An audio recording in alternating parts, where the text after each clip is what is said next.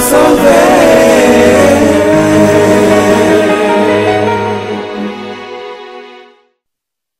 Jésus naquit à Bethléem, en Judée, à l'époque où Hérode était roi. Après sa naissance, des mages qui venaient de l'Orient arrivèrent à Jérusalem. Ils demandèrent: Où est l'enfant qui vient de naître, le roi des Juifs? Nous avons vu son étoile apparaître en Orient, et nous sommes venus lui rendre hommage.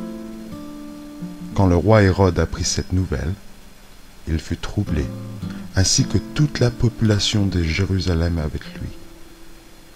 Donc, il convoqua tous les chefs des prêtres et les maîtres de la loi, et leur demanda: À quel endroit est-ce que le Messie doit naître? Ils lui répondirent: À Bethléem, en Judée.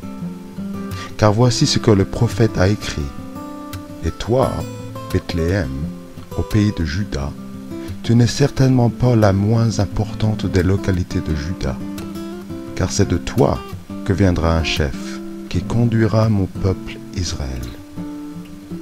Alors Hérode convoqua secrètement les mages et s'informa auprès d'eux du moment précis où l'étoile était apparue.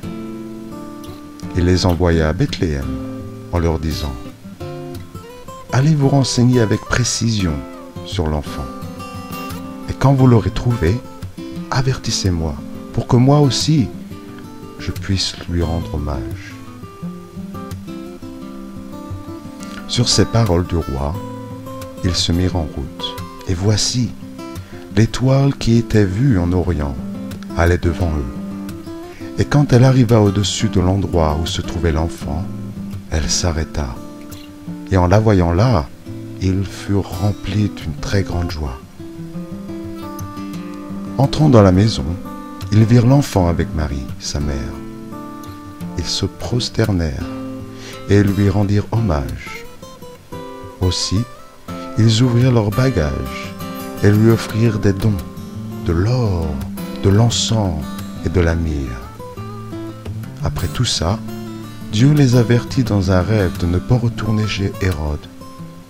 Alors ils prirent un autre chemin pour entrer dans leur pays. Après leur départ, un ange du Seigneur apparut à Joseph dans un rêve et lui dit: Lève-toi, prends avec toi l'enfant et sa mère et fuis en Égypte. Reste-y là jusqu'à ce que je te dise de revenir, parce que Hérode va rechercher l'enfant pour le tuer.